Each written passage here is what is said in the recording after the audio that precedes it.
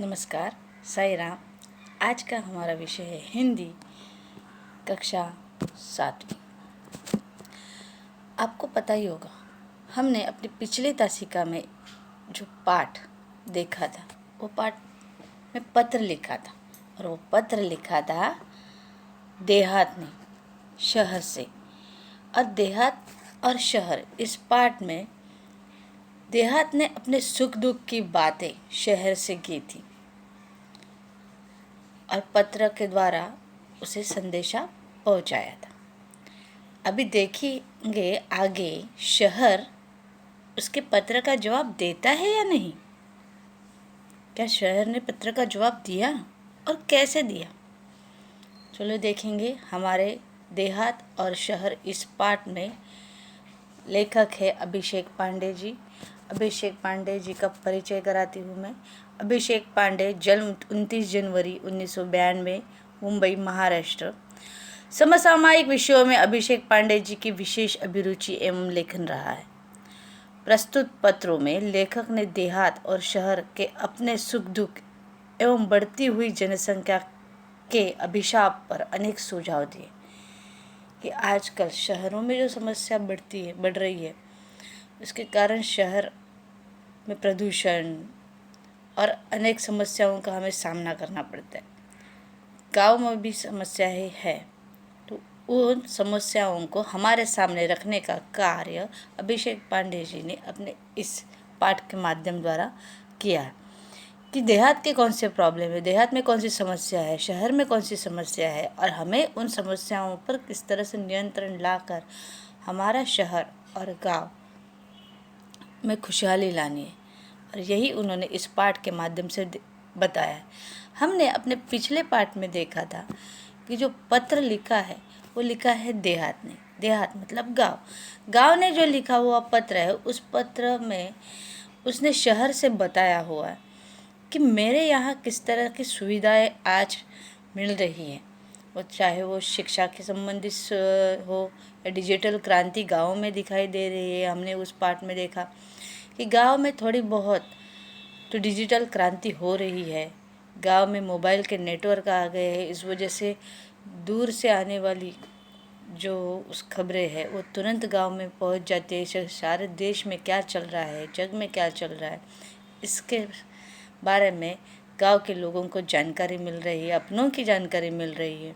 उसी तरह से किसानों के में बहुत सारे औजार उस मिल रहे हैं। किसानों के लिए सुविधा देने के लिए बहुत सारी जो किसान विकास योजनाएं है वो सरकार ने दी हुई है, उससे किसानों को फ़ायदा हुआ है। किंतु उस बात का थोड़ा दुख भी ज़रूर है उस गांव को, क्योंकि गांव के जो लोग हैं उनको जितनी चाहिए उतनी रोज़गारी नहीं मिल रही है, या रोज़गार कम, बेरोज़गारी बढ़ती जा रही है। इसीलिए वो लोग शहर की ओर भाग रहे हैं। शहर की चमक दमक से वो आकर्षित हो रहे हैं। गांव में पाठशाला तो है, प्राथमिक पाठशाला, लेकिन महाविद्यालयीन पढ़ाई के लिए उन्हें गांव से बहुत दूर जाना पड़ रहा है। और जो पाठशाला है उसमें आधुनिक सुविधाएं नहीं है। उसी तरह से कुछ लोगों में अज्ञान, अशिक्षित कारण समाज और परिवार बड़ा होता जा रहा है।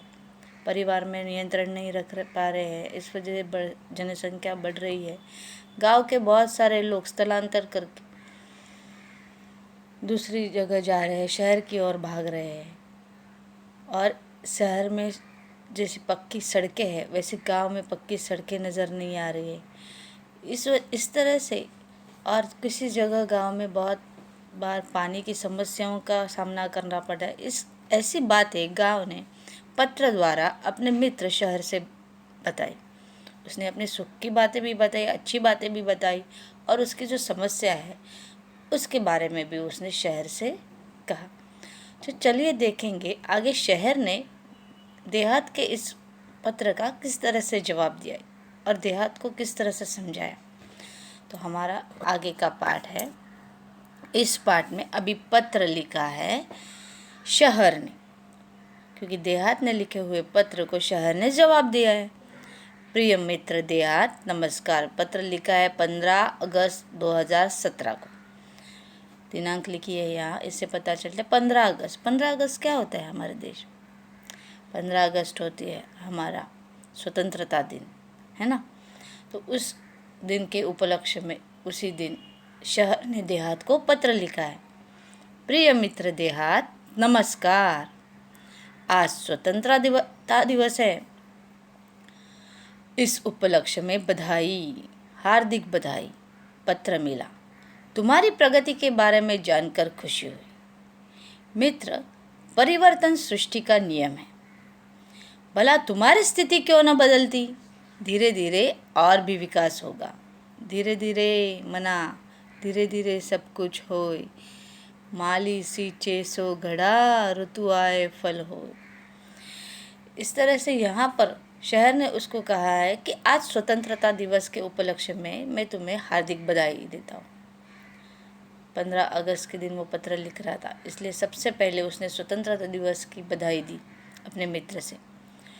कहा कि तुम्हारा पत्र मिला, तुम्हारे पत्र में हमने पढ़ा है कि तुम्हारी प्रगति के बारे में जानकर खुशी हुई। अब प्रगति क्या हुई थी गांव की, उसने बताया था ना कि हमारे गांव में डिजिटल क्रांति हुई है, कुछ सुविधाएं आए।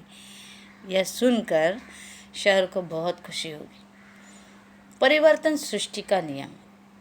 परिवर्तन, बदल, जैसे पहले के ज़माने में जिस तरह से गांव थे उस तरह से नहीं हुए। आज हर एक चीज़ में बदलाव आता रहता है।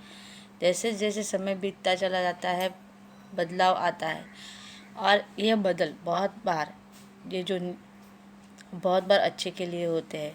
हमें इन बदलावों को स्वीकार करना है, नए चीज़ों को सीखना है। पुरानी बातों के साथ साथ जो अच्छी बातें पुरानी बातों के साथ साथ नए बदलावों को हमें लेना है, अच्छी सोच और अच्छे विचारों के साथ। भला तुम्हारी स्थिति क्यों न बदली, सब कुछ बदल रहा है तो तुम पीछे रह सकते हो, तुम्हारी स्थिति क्यों न बदल सकती है। धीरे धीरे और भी विकास होगा। जैसे जैसे शहर में सुविधाएं आती जाएगी वैसे जैसे गाँव में भी सुधार होता जाएगा। इसीलिए धीरे धीरे सुधार होगा। धीरे धीरे रे मना, धीरे धीरे सब कुछ हो। अपने मन को समझाओ कि सब कुछ जल्दीबाजी में नहीं होता। बदलाव जो होता है वो निश्चित होना ही है, लेकिन उसके लिए कभी समय ज़्यादा लगता है तो कभी समय कम लगता है। इसीलिए उन्होंने इस तरह से एक उदाहरण दिया है।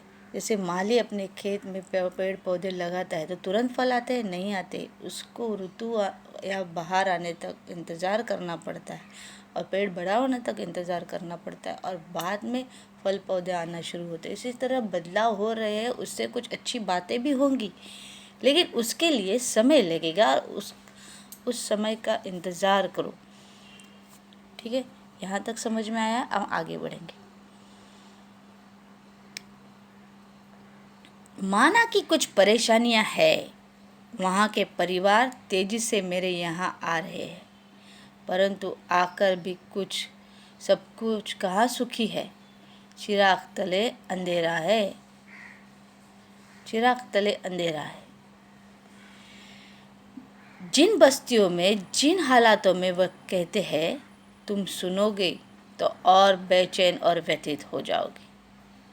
मेरे यहाँ की दिन ब दिन भीड़ बढ़ती जा रही है, मैं परेशान हो उठा हूँ। जिस चमक दमक की तुम बात कर रहे हो वह सब कहाँ उपलब्ध है, सबको कहाँ उपलब्ध है। तुम्हारे यहाँ से जो यहाँ आते हैं वो कई बाद में पछताते भी है। बहुत बार ऐसा होता है कि शहर की चमक दमक देखकर लोग शहर की ओर भागते हैं, लेकिन शहर में रहना बहुत ही महंगा है। उनके पास पैसा नहीं होता, गांव से आते हैं, रहने के लिए जो घर मकान वो लेते हैं वो बहुत ही कीमती होते जा रहे हैं। शहर में गुजारा करना बहुत मुश्किल है, बहुत महंगा है शहर। इसलिए जो आ रहे हैं उनको बहुत परेशानियों का सामना करना पड़ता है। सबसे पहली बात तो गांव में बड़े बड़े घर रहते, यहाँ पर आकर छोटा सा भी घर लो या किराए पर भी जो घर लो उसका किराया भी बहुत होता है। तो बहुत सारी परेशानियाँ होती है।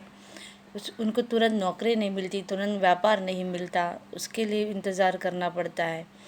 वहाँ के परिवार यहाँ तेज़ी से आ रहे हैं, लोगों को देख रहे हैं, हाँ गाँव शहर में काम धंधा नौकरी ज़रूर मिलेगी और आते हैं, और पढ़े लिखे लोगों को नौकरी नहीं मिलती तो कुछ मिले वो काम करना पड़ता है पेट की आग बुझाने के लिए। परंतु यहाँ आकर भी कहीं परंतु यहाँ आकर भी वो खुश नहीं रहते। कहते हैं ना, चिराग तले अंधेरा। हमें लगता है कि सामने वाला बहुत ही खुश है, लेकिन उसका दुख उसे ही पता होता है, उसकी हालत उसे ही पता होती है। तो चिराग दूसरों के जीवन में रोशनी फैलाता है, उसके तल के नीचे अंधेरा ही होता है। लोगों को लगता है शहर बहुत अच्छा है, शहर के लोग सुखी होंगे, सब सुविधाएं उनको मिलती है, लेकिन उनके दुख उनको ही पता है। जिन बस्तियों में आकर वो रहते हैं, जिन हालातों में वो रहते हैं, वो सुनोगे तो बेचैन उठोगे। हाल ही में मैंने सुना कि मुंबई की धारावी झोपड़पट्टी में एक एक कमरे में 10 या 15 लोग छोटे से कमरे में कैसे रहते हैं उन्हें ही पता। तो इस तरह से बहुत ही लोग मुश्किल परिस्थितियों में रह रहे हैं। रहने के लिए मकान नहीं है, मकान मिलता भी है तो बहुत बड़ा किराया अदा करना पड़ता है। तो मुंबई में रहना सभी लोगों के लिए बहुत महंगा साबित होता है। तो यही हो गया, शहर में रहने के लिए उनको उतने किराया भी चुकाना पड़ता है, उतने पैसे भी गिनने पड़ते हैं, और तुरंत नौकरी मिलेगी इसकी अपेक्षा भी नहीं, और जो मिलेगी उसमें उनको गुजारा करना पड़ता है। शहर के लोगों की जब तुम कहानी सुनोगी, उन सुनकर तुम बहुत बेचैन होगी, व्यथित हो जाओगे। मेरे यहाँ की दिन ब दिन बढ़ती भीड़ से मैं परेशान हो उठा हूँ। जनसंख्या दिन ब दिन बढ़ती जा रही है, और बढ़ती हुई जनसंख्या ये शहर की सुविधाओं पर बोझ बनती जा रही है। इस वजह से बहुत सारे लोग सुविधा से वंचित रह जाते हैं। तो उस वजह से बढ़ती हुई जनसंख्या को रोकना ये हमारे लिए बहुत ही ज़रूरी हो गया है। जिस चमक दमक की तुम बातें कर रहे हो, शहर ने कहा, जिस चमक दमक की तुम बातें कर रहे हो वो सबको कहाँ उपलब्ध है? अमीरों को मिलता है या मध्यम वर्गीय जो लोग होते हैं उनको मिलता है, लेकिन गरीब अभी भी गरीब है, उनको इस तरह की सुविधा मिलेगी या मिलती है इसकी कोई गारंटी नहीं। उनको कहाँ ये सब उपलब्ध है? आज भी वो कहीं फुटपाथ पर या कहीं एक छोटा सा झोपड़ा लगा के बैठा हुआ है, लेकिन वहाँ पर बिजली पानी की असुविधा तो है ही। इसीलिए सबको ये नसीब नहीं है। आपको दिखाई दे रहा है लेकिन सबको मिल रहा है ये नहीं। तुम्हारे यहाँ से जो आते हैं, कई बाद में वो पछताते भी। बहुत सारे लोग ऐसे भी आज मुंबई में पछता रहे, शहर में पछता रहे कि उससे अच्छा गांव में हम अच्छे थे, गांव में हमारे बड़े घर थे, पे खाने के लिए कुछ तो मिलता था। यहाँ भूखा मरने से तो अच्छा है कि गांव में अच्छे थे। ये वो बातें करते, थोड़े 2-4 साल रह लेते, लेकिन नहीं जमा तो वापस अपने गांव लौट जाते। मैं चाहता हूँ कि तुम अपने लोगों को समय रहते अपना महत्व समझाओ। छोटा परिवार सुखी परिवार की बात अब उनकी समझ में आ जानी चाहिए। तुम उन्हें बुराइयों से दूर रखकर विभिन्न व्यावसायिक कौशल्यों, कंप्यूटर संबंधी जानकारी विकसित करने की तरफ ध्यान दो। खेल तो ग्रामीण जीवन की आत्मा है। दौड़ना, तैरना, पेड़ों पर चढ़ना, उतरना तो वहाँ के बच्चों की रग रग में बसा है। खेल ने उसे समझाया कि मैं चाहता हूँ कि तुम अपने लोगों को समय रहते अपना महत्व समझाओ। अपने लोगों को समझाओ कि गांव में किस तरह से फ़ायदा हो सकता है रहकर। गांव में भी रोज़गार उपलब्ध हो सकता है, मतलब जैसे खेती के साथ साथ कोई अन्य रोज़गार हम ढूंढ सकते हैं, काम कर सकते हैं। व्यावसायिक कौशलों को सीख कर कुछ व्यापार शुरुआत कर सकते हैं गांव में। इसी तरह से उनको समझाओ, छोटे कुटुंब का महत्व समझाओ। छोटा कुटुंब, सुखी कुटुंब, परिवार, उसका महत्व समझाओ। अब तुम्हें उनको बुराइयों से दूर रखकर विभिन्न कौशल्यों में उन्हें हिस्सा लेने के लिए कहना है। कंप्यूटर संबंधी जानकारी देनी है। कंप्यूटर से आपको खेती या खेती से संबंधित जो व्यापार है उसमें किस तरह से फ़ायदा होगा, उसका फ़ायदा किस तरह से हमारे विकास के लिए होगा, ये आपको सिखाना है। संबंधित जानकारी की तरफ ध्यान दो। खेल तो ग्रामीण जीवन की आत्मा है। गांव में जगह की कमी नहीं है, मैदानों की कमी नहीं है। दौड़ना, तैरना, पेड़ों पर चढ़ना ये गांव के बच्चे यूं ही कर लेते, जो शहर के बच्चों को सीखने के लिए क्लासेस लगाना पड़ता है। लेकिन गांव के बच्चों को ज़मीन या मैदान, खुले मैदान मिल रहे हैं, वहाँ पर वो ये सब काम करते, खेलना कूदना उनको पसंद आता है और वो करते हैं और इतने अच्छे से करते हैं जो शहर का बच्चा ट्रेनिंग लेकर भी नहीं कर पाता है। बहुत बार ऐसा देखा गया है। तो ऐसे बच्चों के रग रग में ये जो बसा हुआ खेल है उनको प्रोत्साहित करो, उस खेल की तरफ बढ़ने के लिए कहो, क्योंकि बहुत सारे आज हमने देखे अंतर्राष्ट्रीय स्तर के खिलाड़ी जो है वो गाँवों से ही मिले हुए हैं। तो उनमें रुचि लेने के लिए कहिए। विख्यात खिलाड़ी गांव से ही आगे बढ़े हैं, उनको प्रोत्साहित करना तुम्हारी नैतिक जिम्मेदारी है। हमने देखा कि विख्यात मतलब फेमस प्रसिद्ध खिलाड़ी जो हमें गांव से ही मिले और उनके पास कुछ साधन सामग्री नहीं थी और उसी गांव में मिले हुए साधन सामग्री में ही उन्होंने अपनी प्रैक्टिस की थी। दौड़ने के वक्त उनको उस शूज़ की ज़रूरत नहीं थी, वो नंगे पाँव दूर दूर तक दौड़ते रहते थे, फिर भी उनकी दौड़ तेज़ निकली। उसी तरह से तैरने के लिए उसने किसी से ट्रेनिंग नहीं ली थी, लेकिन नदी में डुबकी लगा कर वो अपने आप अच्छा स्विमर बन गया। साइकिल की सीट पर जाकर उसने प्रैक्टिस की और आगे जाकर अंतर्राष्ट्रीय स्तर की खिलाड़ी बनी। ये हमने बहुत सारे उदाहरण देखे कि जिन्होंने विख्यात खिलाड़ी गांव से ही मिले हुए, उनको प्रोत्साहित करना भी आपकी जिम्मेदारी है। खेल कूद की तरफ बच्चों को आगे बढ़ाना, उनमें अपना शक्ति प्रदर्शन करना, उसमें जो अपने जो कारागरी दिखाना, यह आपको ज़रूर करना है। सिर्फ नौकरी करना, बिजनेस करना, इसके साथ साथ भी जो खेल से भी आपको प्रसिद्धि मिल सकती है, तो उसकी तरफ बच्चों को बढ़ाना है, उससे भी देश का नाम रोशन हो सकता है। खेल संबंधी मार्गदर्शन देकर हमारा देश अंतर्राष्ट्रीय स्तर पर प्रगति कर सकता है। कि अच्छा मार्गदर्शन दे। पीटी उषा एक छोटे से गांव से आई हुई थी, लेकिन उनको जो गुरु मिले उन्होंने उनको अच्छी तरह से शिक्षा दी और उन्होंने भी, पीटी उषा जी ने भी उस शिक्षा को अच्छे से ग्रहण किया और बाद में वो अंतर्राष्ट्रीय स्तर की खिलाड़ी बनी। इसीलिए छोटे से गांव में भी अगर आप बच्चों को योग्य खेल का मार्गदर्शन करो, वहाँ से भी एक अच्छा खिलाड़ी उभर कर सामने आ सकता है और वो खिलाड़ी अपने देश का नाम ऊंचा कर सकता है। अपने गांव को एक परिवार समझकर उसे विकसित करना है। आपसी झगड़े को दूर रखना है, गुटबाजी का दूर रखना है और आपका अपना गांव एक परिवार है, ये समझकर आपको गांव को विकसित करने का प्रयत्न करना होगा। तुम्हारी समस्या का मूल कारण दिन ब दिन बढ़ती आबादी, अशिक्षा और गरीबी है। मेरे यहाँ लोग रोजगार की तलाश में आना कम कर देंगे। अगर गांव में सारी सुविधा मिलेगी तो लोग शहर में आना बंद कर देंगे। तुम्हारी और मेरी समस्या का मूल कारण दिन ब दिन बढ़ती आबादी और अशिक्षा और गरीबी। शहर हो या गाँव, उनमें होने वाली समस्याओं का मूल कारण है बढ़ती हुई आबादी, बढ़ती हुई जनसंख्या, पॉपुलेशन, अशिक्षा। जो लोग शिक्षा नहीं लेते, अज्ञानी है, उनके मन में अभी भी पुराने रीति रिवाजों से, अंधश्रद्धा से घिरे हुए हैं। दूसरों की बातों में वो तुरंत आ जाते हैं, सोच विचार नहीं करते और अज्ञान के कारण ही उनको कुछ काम नहीं मिलता और गरीबी में जी रहे हैं। मेरे यहाँ लोग रोजगार की तलाश में आना कम कर देंगे। तुम गांव वालों को सहकारिता का महत्व समझाओ।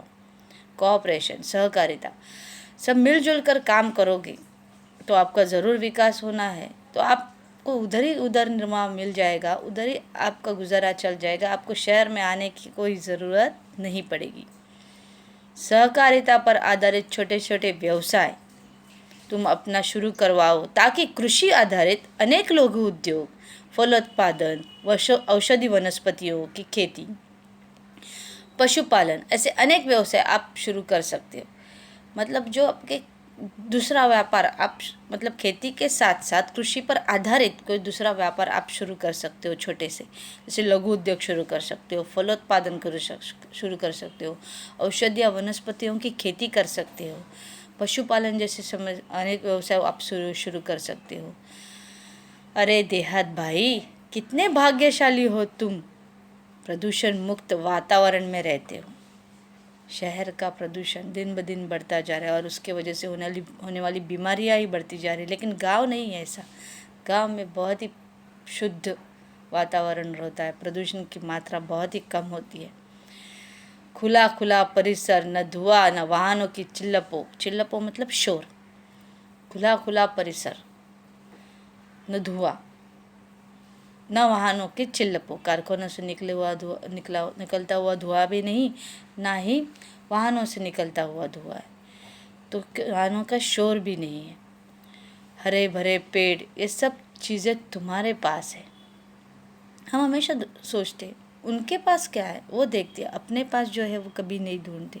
हालांकि दूसरों से ज़्यादा आप में उतनी काबिलियत होती है, लेकिन अपने तरफ क्या है वो ढूंढने के बजाय इंसान दूसरों के पास क्या है वो देखता रहता है। तो इसीलिए देहात को शहर ने कहा कि तुम्हारे पास तो खुला परिसर है, तुम प्रदूषण मुक्त हो, तुम्हारे पास शोर नहीं है, ध्वनि प्रदूषण नहीं है, हरे भरे पेड़ है, सब चीज़ तुम्हारे पास है।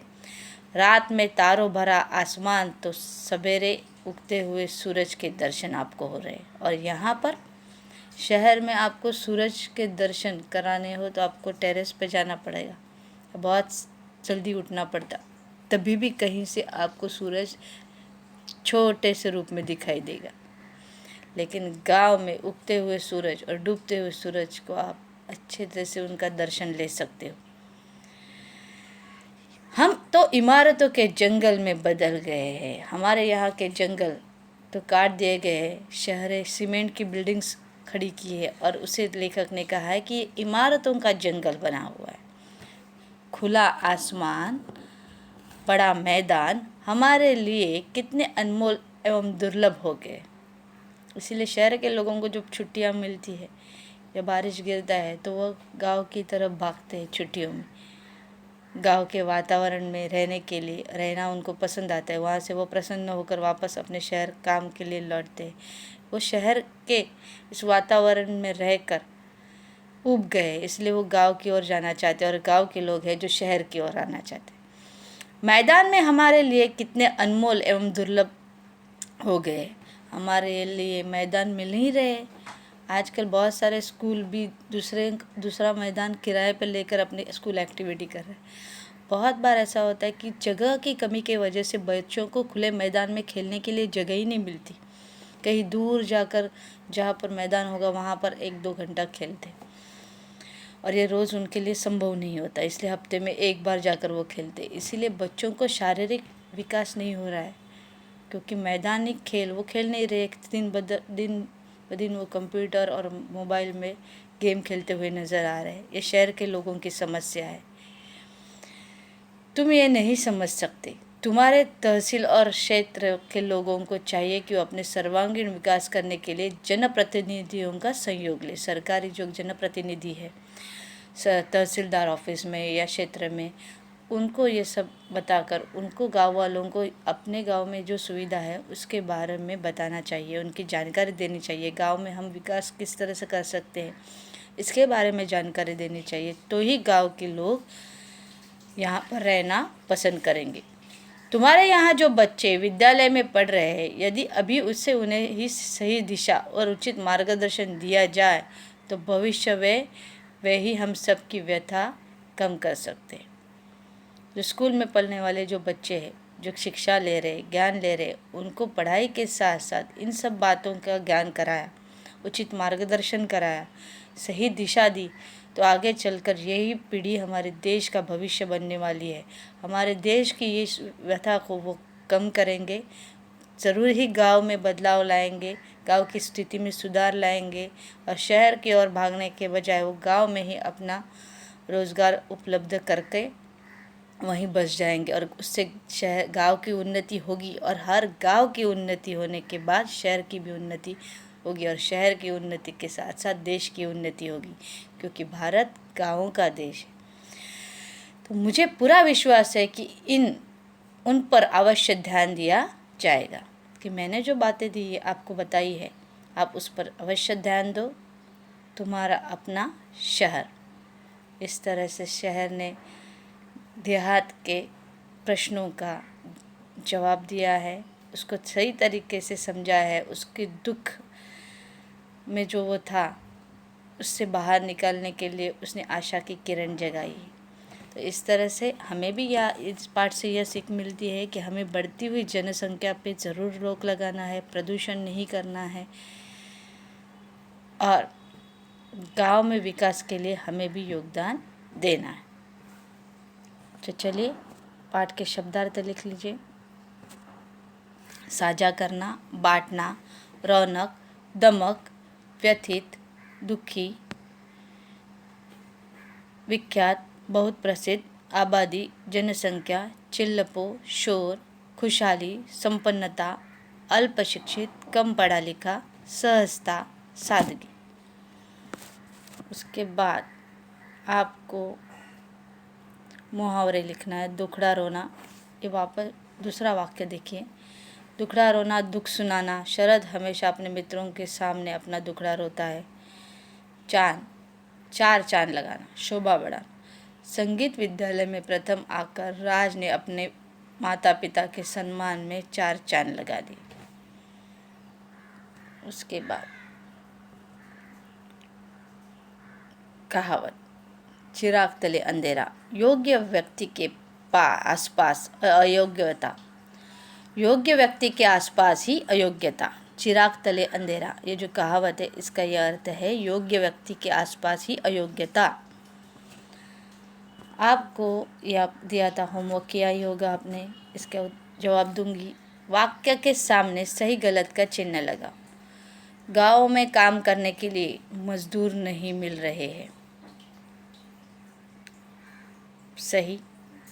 शहर परेशान हो उठा है, सही। किस बात से परेशान हो गया है? बढ़ती हुई आबादी से। एक ज़माना था जब गांव में बहुत खुशहाली नहीं थी, गांव में अभी भी खुशहाली है, गलत है। तो इस तरह से वाक्य के सामने आपको सही गलत का चिन्ह लगाना है। गांव में काम करने के लिए मजदूर नहीं मिल रहे, सही। शहर परेशान हो उठा है, सही। एक ज़माना था जब गांव में बहुत खुशहाली नहीं थी। तो इस तरह से आपको सही जवाब का जवाब देना है। उसी तरह से मैंने ये दिया था आपको, आपने किया ही होगा। लिंग परिवर्तन, तो हम शुरुआत करेंगे हंस से। हंसिनी, हंस, बालक, बालिका,